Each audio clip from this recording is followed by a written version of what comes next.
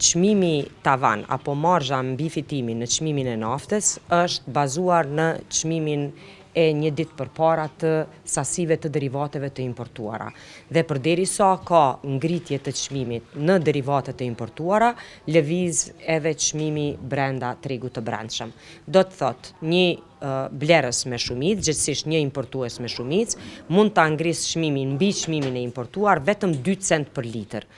Prandaj, nëse në një ditë të caktuar, siç ka qenë 2 ditë më parë, çmimi për litër të derivateve, në këtë rast të themi të naftës, është importuar me €1.50, me shumicë ai mund të shitet më së shumti €1.52.